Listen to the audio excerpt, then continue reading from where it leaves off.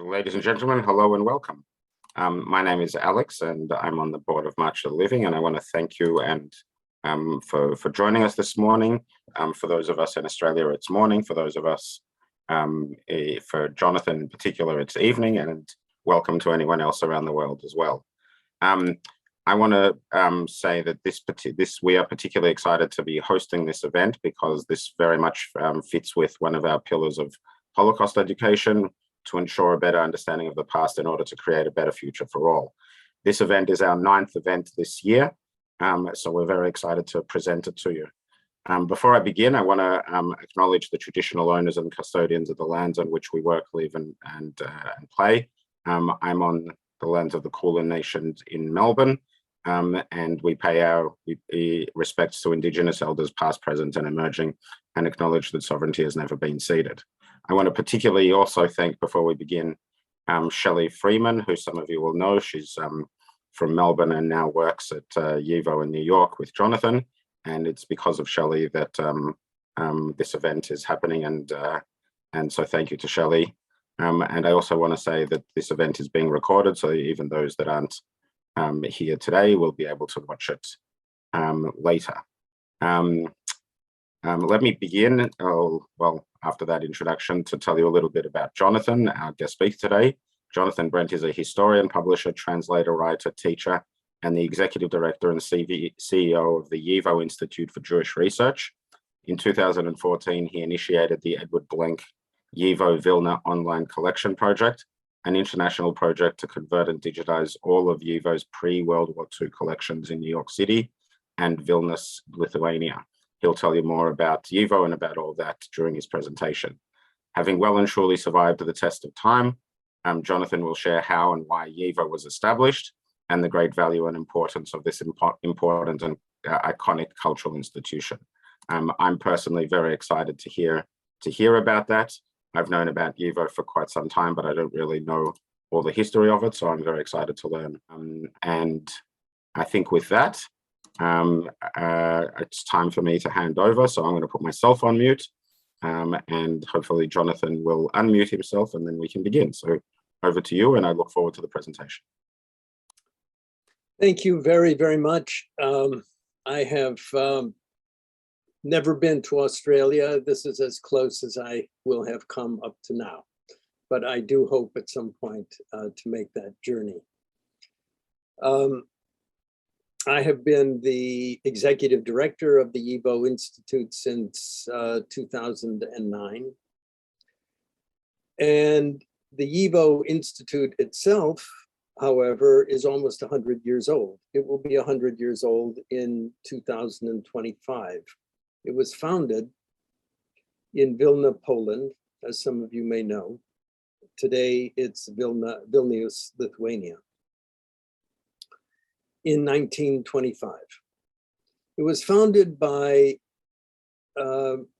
intellectuals, writers, journalists, historians, who were essentially emigres from the Russian Empire and the newly founded Bolshevik regime, because they had been aware for many years, beginning in fact with Shimon Dubnov's call to action in the end of the 19th century, that the Jewish traditions, the culture, the vitality of Jewish life in Eastern Europe was in danger.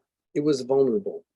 It was losing people through emigration. It was losing people through assimilation, through intermarriage. It was losing people because Yiddish was being displaced as the national language by Polish or by Russian or even by Lithuanian, by Ukrainian. And the traditions of the Jewish people of Eastern Europe needed to be preserved. And so they got together actually in Berlin in 1925, a handful of these intellectuals, and they decided the time had come, and the time was in fact right, to found what they considered to be an advanced, an institution for the advanced study of East European Jewish history and Jewish life and Jewish languages. And so YIVO was born. But YIVO was not simply a library. It wasn't simply a museum. It wasn't simply a depository for objects or documents. YIVO actually was, at its founding, what you might consider to be a mass movement. It had 3 centers, one in Berlin, one in Warsaw, and one in Vilna. Each of these centers was responsible for a different element, a different aspect of the study of Jewish culture, linguistics, psychology, history, economics, politics, literature, folklore. But it was the Vilna Center that endured and flourished beyond anyone's expectation. And this had to do with the remarkable intellectual compass and the breadth of intellectual engagement of its director, Max Weinreich. He started what is called the Sammler program, the program of collectors. And he realized that it would be impossible to get in touch with every Jewish person of Ashkenazi descent around the world by telephone or by letter. So he posted ads in all of the Yiddish newspapers around the world, in every single one, and in some non-Yiddish papers as well, saying, send us material, send us letters, send us diaries, send us memoirs, send us photographs, send us playbills, send us political manifestos, send us whatever it is that you think is of any value, and send us those things that you think have no value. And so the Sammler collecting program got started.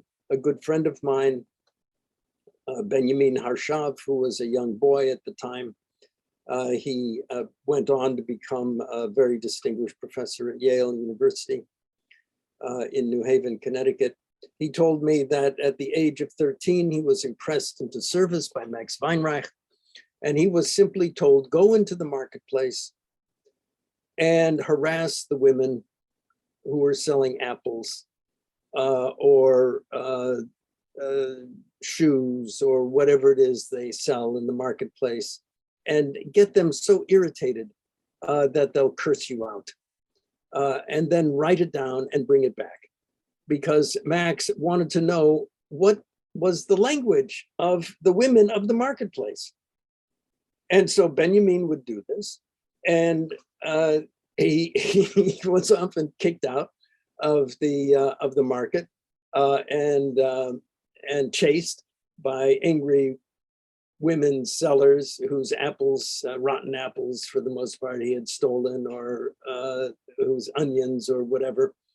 But this was part of Max Weinreich's concept of how you capture the totality of Jewish life. In other words, it was an institution that was based not on the idea of Wissenschaft des Judentums, of German academia, which was the study of the religion and the study of the biblical period and the study of sources and all of that. This was far from it. What YIVO was interested in was the study of the material culture, the social daily interaction of everyone, from the water carriers and the women in the market, to the greatest of the rabbis, to the magnates in Lodz, to the greatest of the poets, and outside of the Jewish world as well. so that our archive contains letters from Tolstoy, letters from Maxim Gorky, materials, actually letters from Teddy Roosevelt. We have in our archive also, I should say, and some of you may be particularly interested in this, the archive of Yitzhak Nachman Steinberg. Yitzhak Nachman Steinberg was the first minister of justice of the Bolshevik regime after the revolution. He was an SR. When Lenin persecuted the SRs, he fled, but he took his archive with him to London. And it contains an extraordinary array of materials of Bolshevik leadership interactions. But Steinberg was responsible for starting what was known as the Freeland movement. And the Freeland movement was the movement to find a homeland for the Jewish people. And so he was the chief negotiator with the Australian government over the possibility of relocating Jews to the Kimberleys. It didn't happen, but he got very, very far in the process. And we have all of that material at YIVO. We have material about of Rabbi Schneerson's sermons. We have the autobiography of Mark Chagall and the autobiography of Sholem Aleichem. We have all of the materials relating to the assassination of Simeon Petlura, the Ukrainian nationalist, by Sholem Schwarzbard. We have the entire archive of the Bund. 700 linear feet, some 3.5 million documents. Altogether, we have 24 million documents in 12 or more languages, every European language, and some non-European languages, including Albanian, including Judeo-Arabic, Judeo-Persian, and so forth. We have the largest collection of Ladino materials in North America. And in addition, you should know that YIVO possesses 7 million primary documents relating to the Holocaust from all over the world. 7 million. This is the largest collection of original primary source materials relating to the Holocaust of any institution outside of Yad Vashem. And we have just received a very large grant that will help us digitize this material and put it online. So altogether, the breadth and the extent of our materials truly defies description, from autobiographies of 13-year-old girls to the organizational records of Grossinger's Resort, from Yiddish poetry of Chaim Grada and Avram Sutzkever, and unknown women poets of the 19th and 20th century, to the to letters from Leon Trotsky, and the materials concerning the anarchists of Bialystok. And so it's a wonderland, to be honest. It's a wonderland where you begin studying one thing and you wind up studying something else, and then you discover that some relative of yours had been involved in it. It's impossible to predict or even to explain how many times it has happened that people have been working on a file at the YIVO Institute and all of a sudden discover an aunt or an uncle or a grandmother in a photograph. We have a photography collection of over 250,000 images of life in Eastern Europe, including video images that were taken in the late 1920s and early 1930s by Jews who had immigrated to the United States. They had made some money and they came back to visit their families, and they came with video cameras. And so we actually can see in these movies how people acted, what the interaction with their neighbors was like. So the YIVO Institute is a unique organization, partly because it has such a powerful collection of materials relating to the great catastrophe of the Jewish people in the 20th century, the Holocaust. Scholars from everywhere in the world have got to come to YIVO to study the materials that we have, the eyewitness testimonies, the testimonies that were taken, and the accounts that were given before the gassing occurs in 1940, in 1941. Why? Because YIVO trained historians were in Warsaw, they were in Lodz, they were in Vilna, and there they realized all independently the great historical cataclysm that was underway, and they began to record it. Emanuel Ringelblum, whom many of you may know of, who recorded life in the Warsaw Ghetto, was the YIVO historian in Warsaw.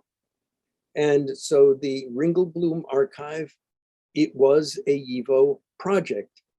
And we in New York have a good chunk of it. We could not get all of it because before that could happen, the Iron Curtain came down and it stayed in Poland.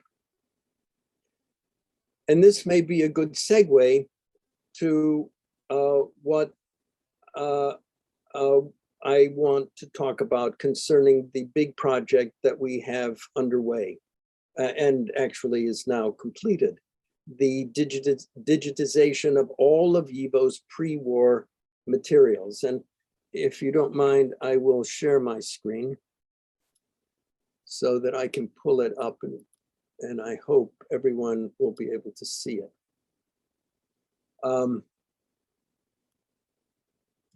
So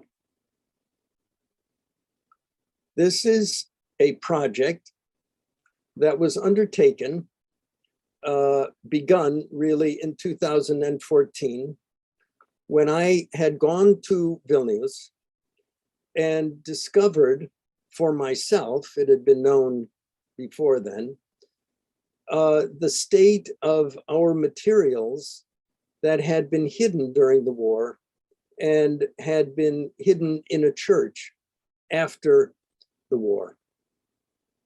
And I went into the church where these materials were hidden, and I'll tell you more about that later.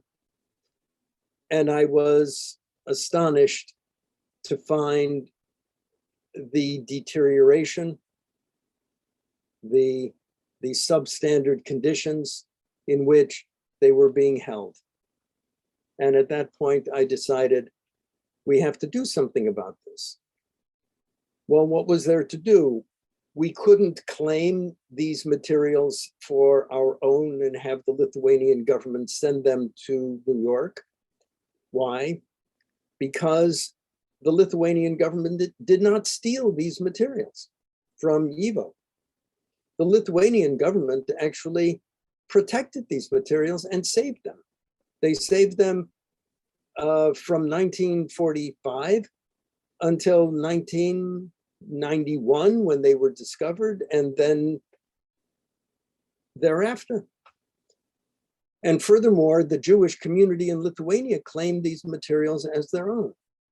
So to initiate a legal claim to them was fruitless. It would be fruitless. And so I decided that instead of fighting over the materials, what we should do is work together with the Lithuanians to make them available to everybody and get them out of the basement of that church, get them out of those boxes, and enable people around the world to see them, to study them, to know them, and to understand what life was like for the Jewish people before the catastrophe. And that's what the unique contribution of the YIVO Institute can be, which is to enable people to understand the vitality, the richness, the depth, the breadth of that life over a 500, 600, 700-year period. And in Poland, it goes back 1,000 years. And in Germany, even beyond that, before the catastrophe. How did we get to where we are? How did we develop the historical consciousness that we have that enables us to connect with the past and to imagine a future? All of that is something that these archives can help us understand. This is a photograph of school children before the war in Vilna going to Cheder.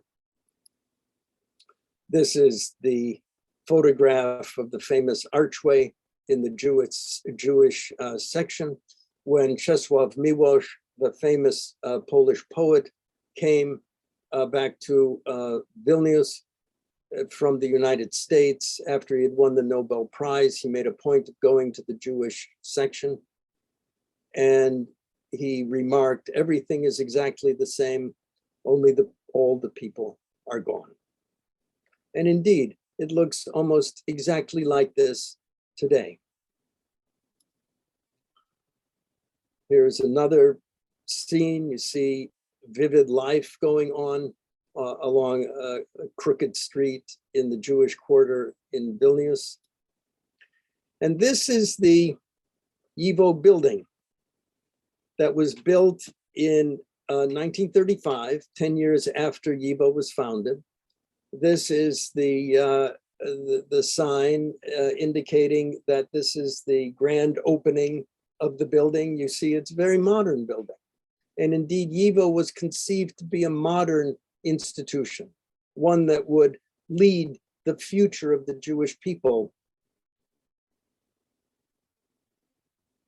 It was an inspiration to many that it was an institution that was going to help lead the Jewish people of Eastern Europe into the future. And this is the YIVO building in May 1946. This is Avram Sutzkever, the poet, who has returned, totally decimated, totally destroyed. Here, he has come back because in these ruins are fragments of documents, books. And he was intent on collecting everything that could be collected and found of the remains of the once great YIVO archive and library.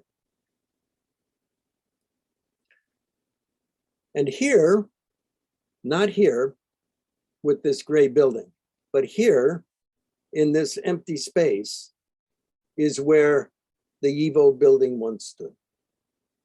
And when I saw this on my first trip to Vilnius, it brought home to me something that was deeply troubling to me individually, and I know to many other Jewish people around the world, which is the near total absence of our knowledge, the near total absence of our understanding of what that world was, the lack of connection to it, the inability to recall that life in any way. First, because it had been destroyed so brutally by the Nazis, and then because of an additional 45 years of suppression by the Soviets And all that exists for most people is this empty space. And this empty space is a great danger for the Jewish people. It's an emptiness that isn't simply there on the pavement, but it's here inside of us. And it can be filled with cliches, and it can be filled with trite stereotypes and formulations, not by anti-Semites, but by ourselves, by writers as esteemed as they may be, like Hannah Arendt, or Lionel Trilling, or the great cultural historian Peter Gay, all of whom have produced for us, for my generation in the United States, images of what that Jewish life was that were truly frightening, empty, sterile, leaderless, worthless. And so the effort of the YIVO Institute in this digitization project has been to restore what was once here to the extent that we can. And this involves a great effort. Let me tell you a little bit about what happened to the YIVO materials after the Nazis invaded in 1941. Because Vilna was in the Soviet zone, it was therefore not invaded in 1939, but had 2 extra years of peace, more or less. But when they invaded, immediately, within 2 weeks, the Einsatzstab Rosenberg task force came to the YIVO Institute and began the process of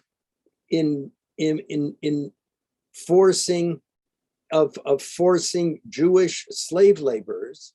And here you see Avram Sutzkever, the poet, and here you see the other poet, Shmerke Kaczerginski, forcing them to sort the YIVO books, to sort the YIVO documents, into what was most important and what was least important. And what was least important would be burned and pulped, and what was most important would be shipped to Frankfurt. And indeed, a great deal of this material was eventually shipped to Frankfurt. As you see here, it's all piled up at the train station, and it's being taken off of a lorry that had come just hours before from the YIVO Institute. These boxes of materials, these sacks, were eventually sent to Frankfurt, Germany. There, in 1945, after World War II was over, the US Army and the task force of the Library of Congress for the reclamation of Jewish property, led by Seymour Pomeranz, AKA the Monuments Men, discovered all of the YIVO materials that had been sent to Frankfurt in a warehouse outside of Frankfurt in Offenbach, Germany.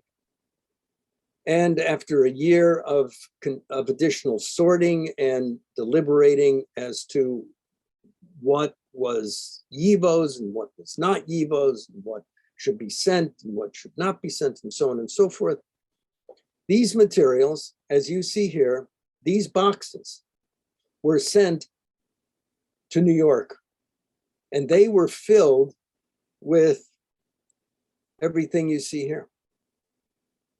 And so these materials and what you see here, these materials were themselves victims of the Holocaust.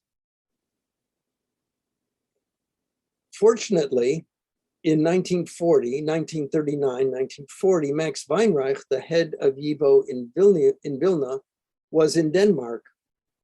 And when he was deciding to come back, his colleagues said, "Do not come back.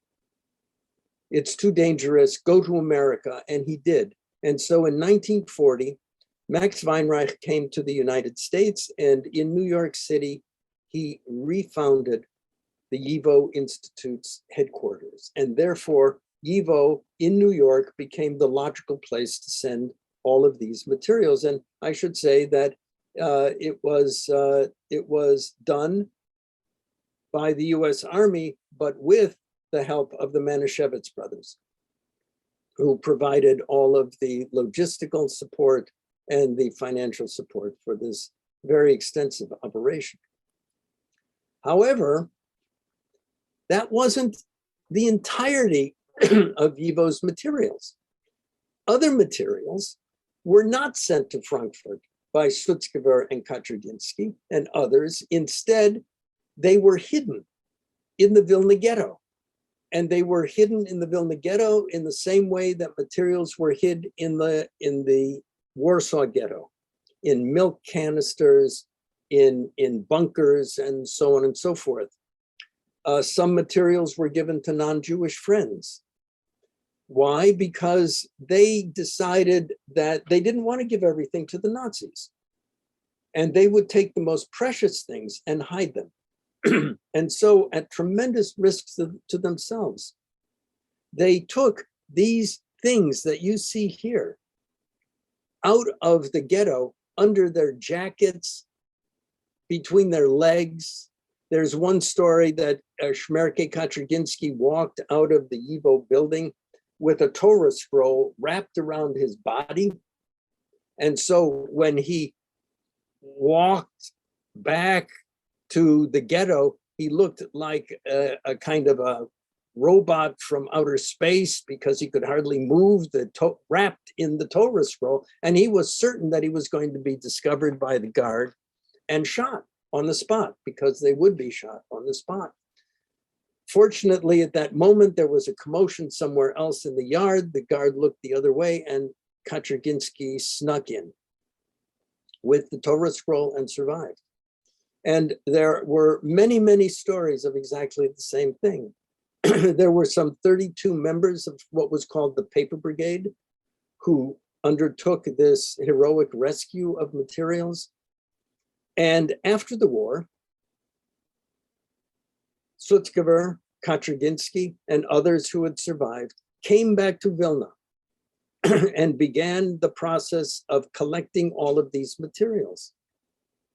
And as you see, this is a photograph taken in 1944, even before the war is over, but the Nazis have been kicked out of Vilnius at this time. And they immediately set about collecting them. And in 1945, they built they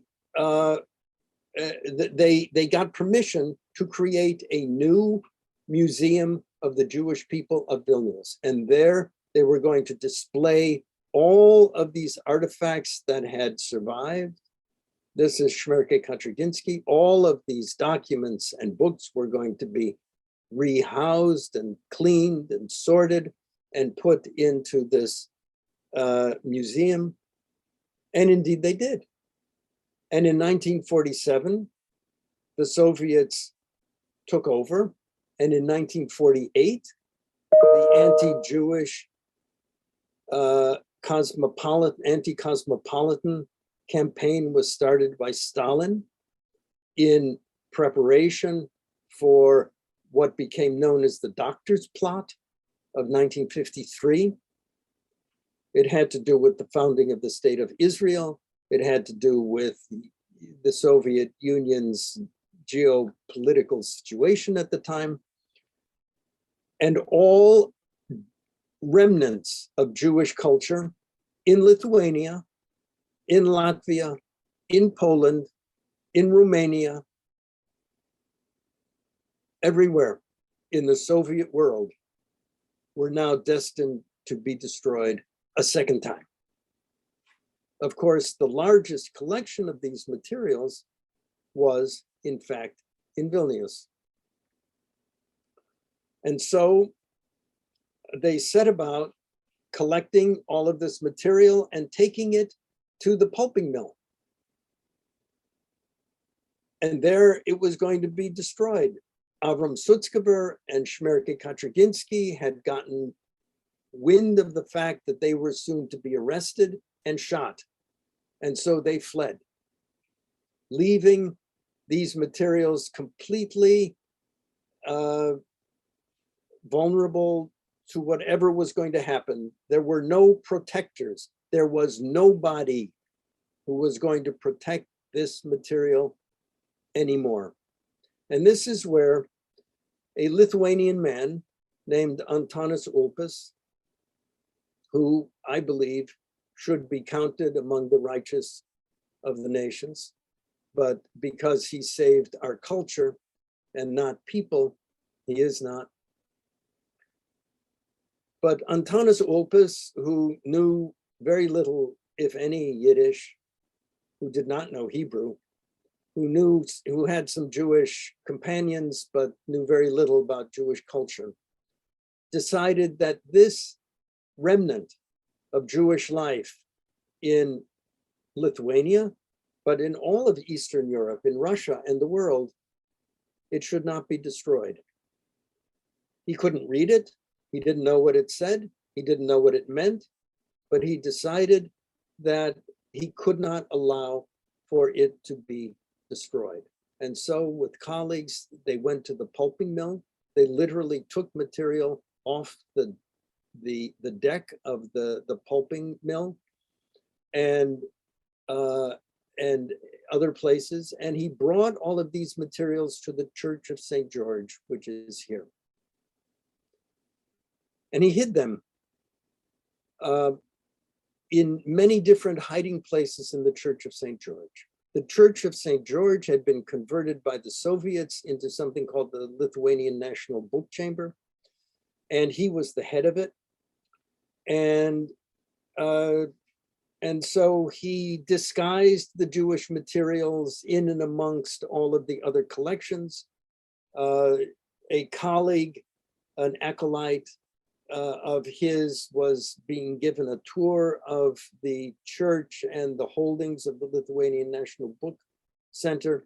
And in an interview, he said he was walking with Atanas Ulpis and he saw this big heap of stuff with a tarpaulin over it.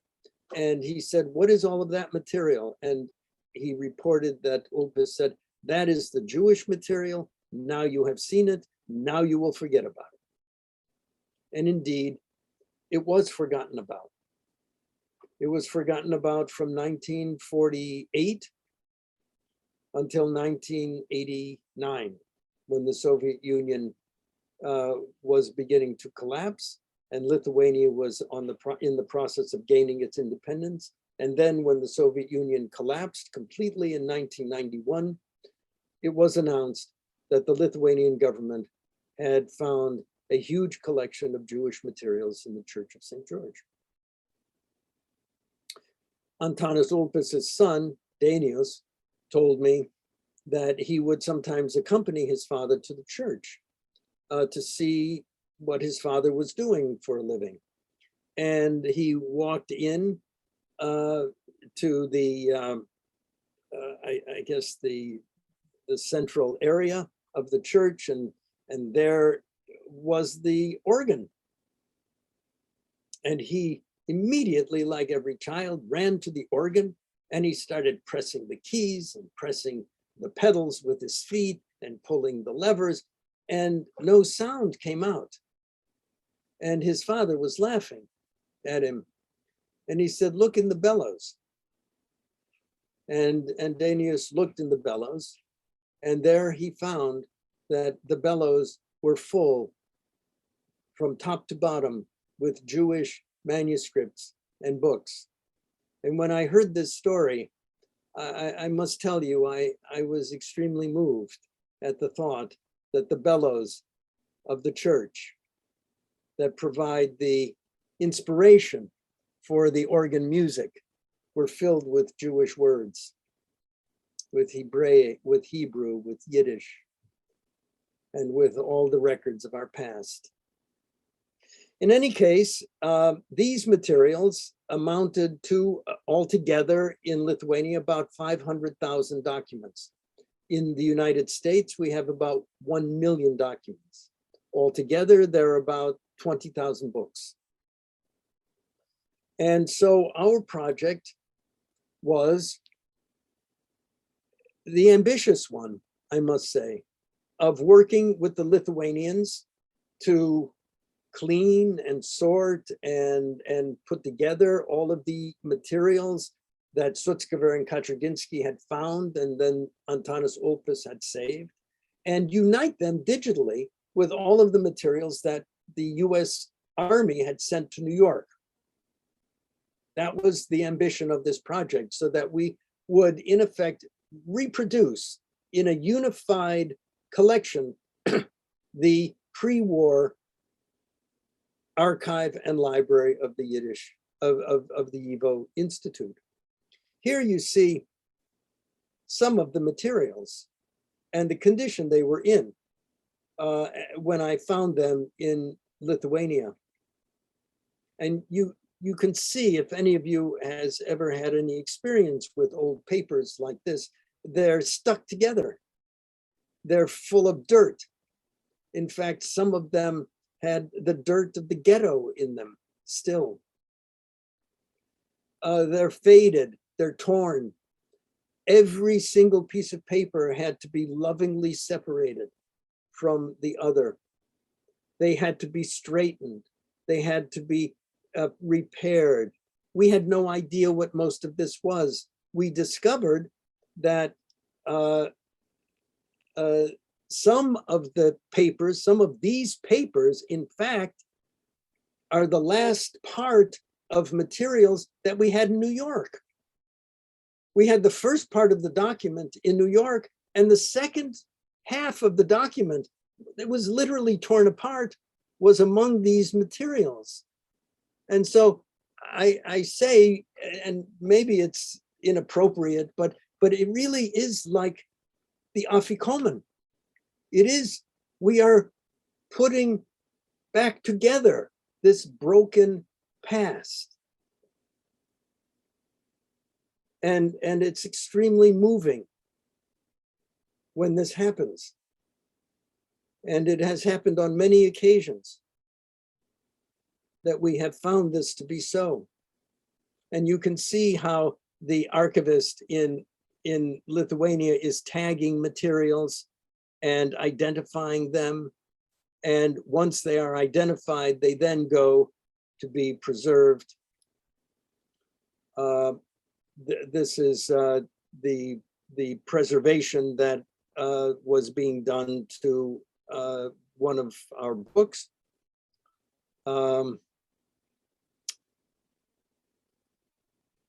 And you can see what they do.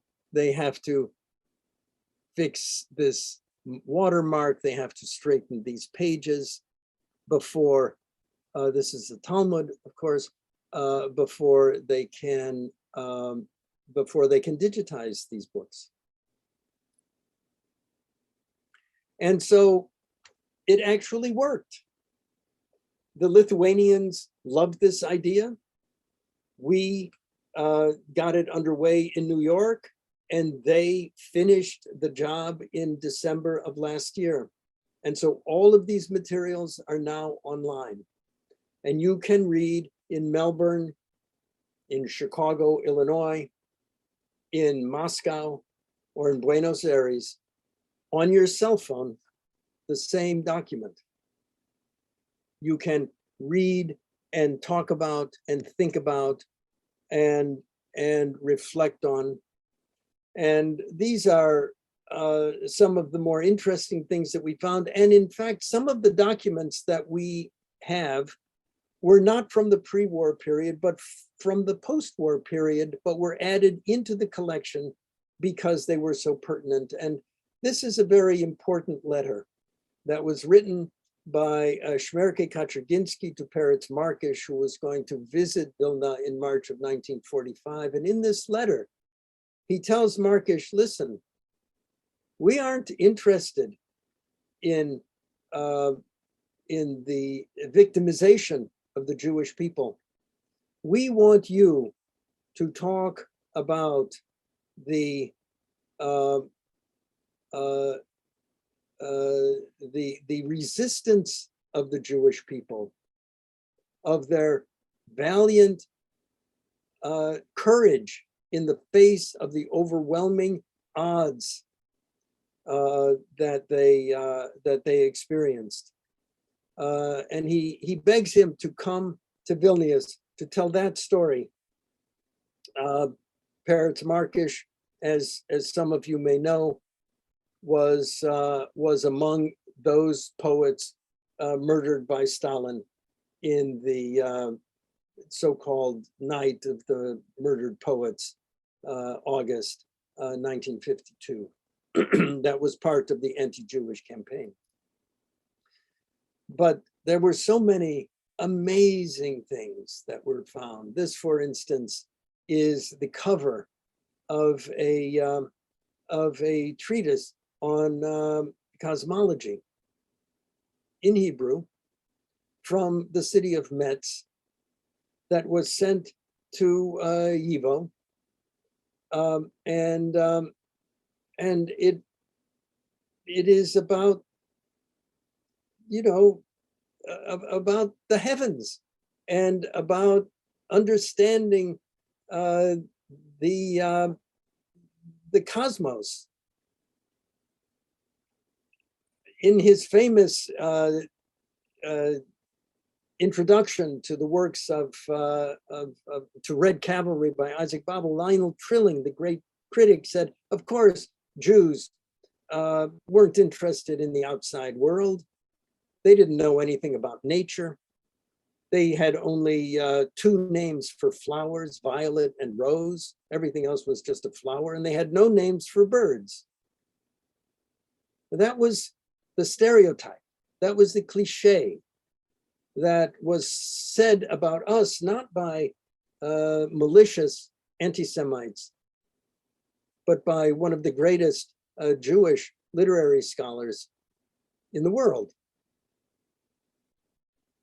And he did so because in his mind was that empty spot outside of that building in Vilnius, that empty thoroughfare, and there was nothing in it.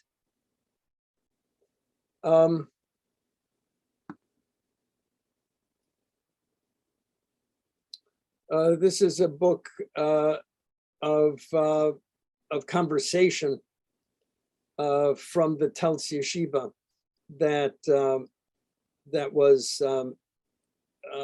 moved to Cleveland, and this is just their table talk. This is one of the most wonderful of the documents that we have, because it's an agreement between the Water Carriers Union and one of the greatest yeshivas in 1857, the Ramelis Yeshiva. And the water carriers were going to collect money to buy a set of the Talmud, and in return, the yeshiva would ensure that there was a room for the water carriers to hold services on Sabbaths and holidays rent-free. And so, as one scholar pointed out, this shows how the Jewish world was organized, that the people on the top cared about the people on the bottom, and the people on the bottom cared about the people on the top, and they worked together. Not always, obviously, and not always harmoniously, as this suggests.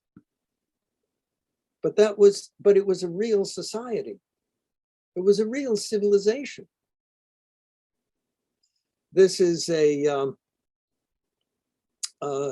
letter signed by Peretz, written in 1914. Here is his signature. And interestingly, Peretz, Yud Lamed Peretz, wrote this in Russian, not in Yiddish. This is one of the most fantastic of the discoveries that was made. This is a collection left behind by Sutzkever in his own hand in the ghetto of 10 poems. And this book of 10 poems has now been published in Vilnius. It has been translated into Lithuanian by a very, very interesting man. His name is Mindaugas Kvitkauskas. He is a scholar at the Vilnius Institute of Literature. He's a teacher, but he was also Minister of Culture.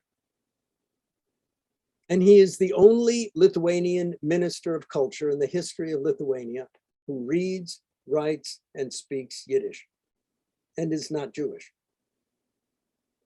And he undertook to translate this into Lithuanian and to publish it in Lithuanian and in Yiddish and also in an English language translation. And so, as you can see from this, and there are numerous other examples, this project has unlocked a whole world of potential cooperation between the Jewish community of Lithuania, YIVO in New York, and the Lithuanian nation. It has made it possible in Lithuania to talk about the Holocaust in an open way. It has made it possible to engage Lithuanians in conversations about Jewish life before the war. And in fact, one of the most wonderful, this is another very beautiful work that was discovered. But one of the items that we discovered was this little autobiography that was written by this 13-year-old girl, Beba Epstein. It was her 100th birthday just yesterday. And Beba Epstein was born in Vilna. And this is the her autobiography that she wrote at the age of 13. You can imagine what kind of a girl this was. She had ambition, she had drive, she had a desire to study in Paris.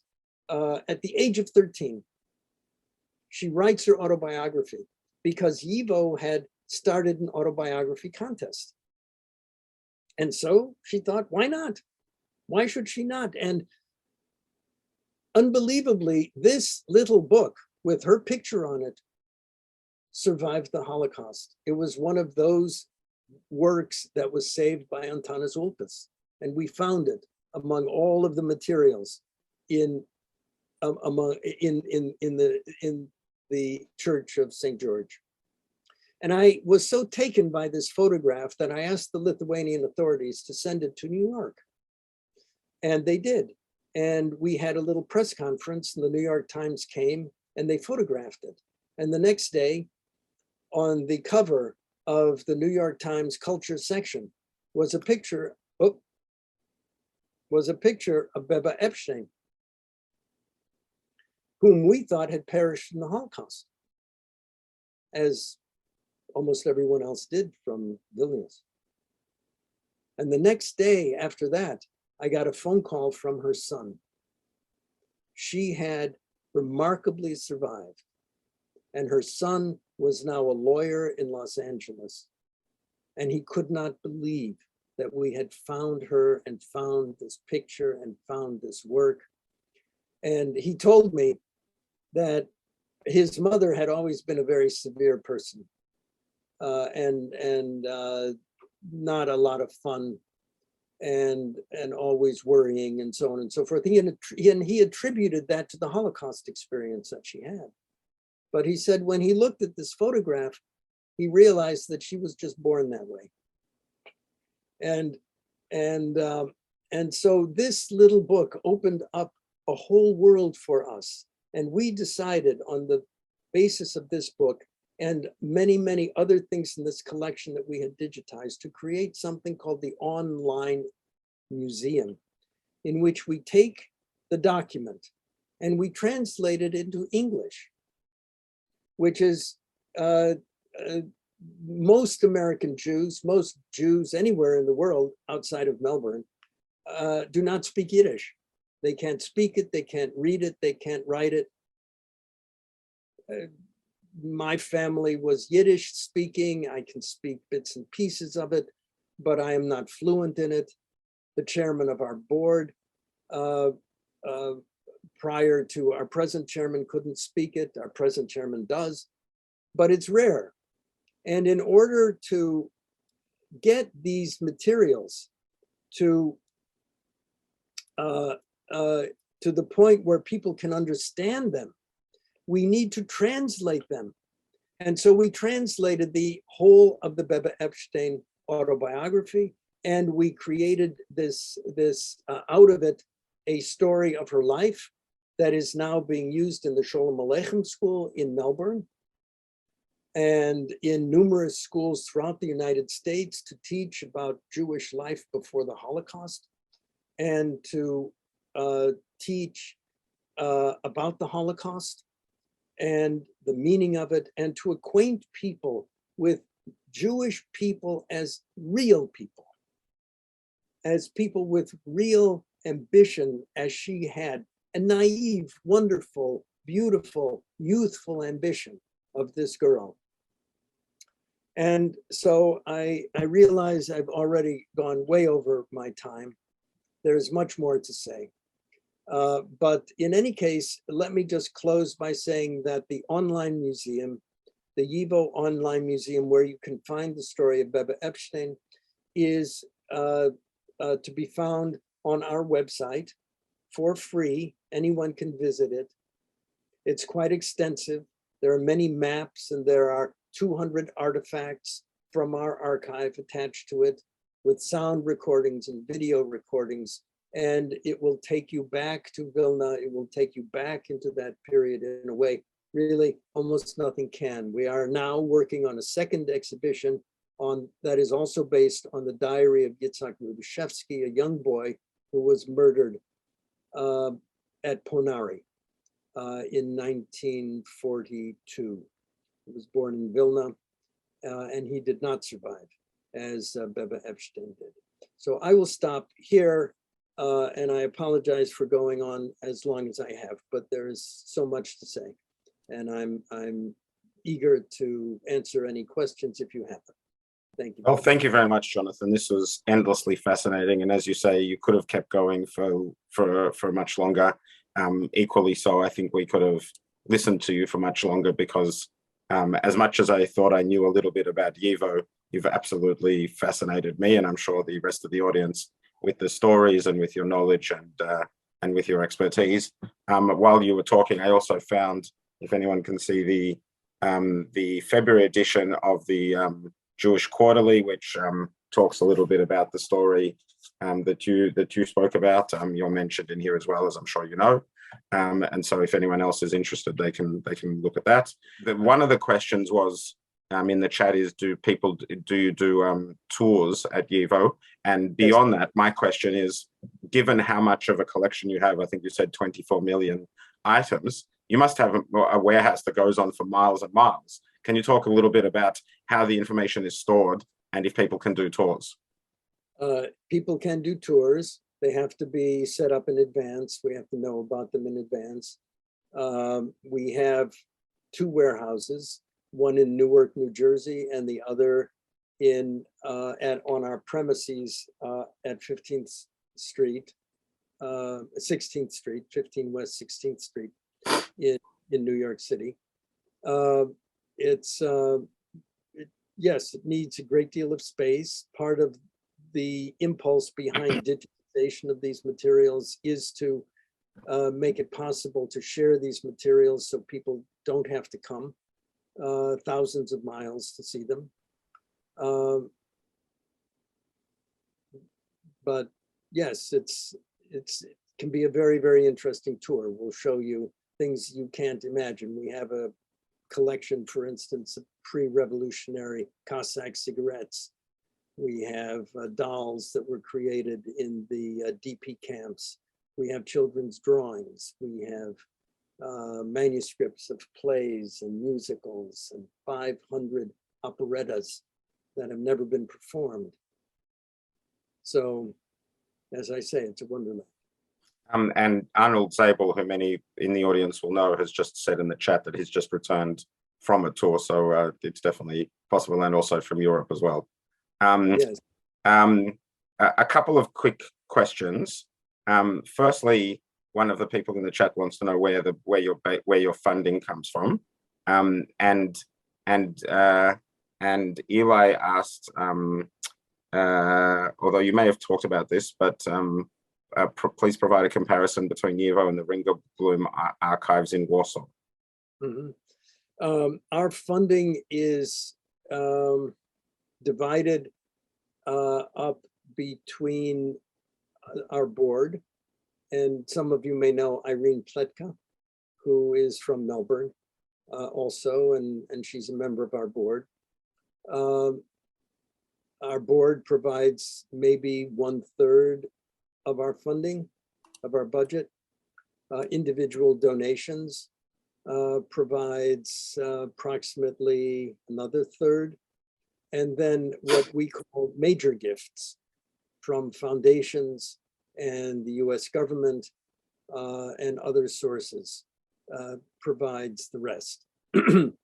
We are wholly funded by private gifts and some government grants. In addition, however, we have a modest endowment that produces a little bit of working capital for us every year. Our endowment should be about 3 or 4 times its present size, I should say. But nevertheless, we get by. And other funding comes from our education classes.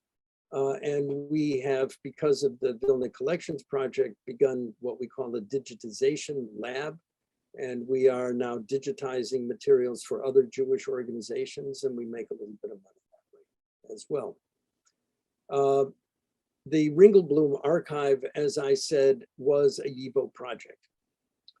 What distinguishes the Ringelblum project from YIVO generally is that Ringelblum chronicled the terrible years of the Warsaw Ghetto, 1939 to 1944, 1943 really, a bit of 44. It's an invaluable resource for understanding. It's a tremendous historical monument and a great testament to Jewish creativity and so forth. But what the YIVO Institute, and so many of the elements in the Ringelblum archive are very comparable to the things that we have. Diaries, letters, handbills, things from the street, and so on and so forth. But what YIVO has is 200 or 300 or 400 years before the Warsaw Ghetto. Our earliest document is from 1492, I believe. We have materials from the 16th century, the 17th century, the 18th century, the 19th, and from all over Europe. The Ringelblum materials are to a great extent concentrated on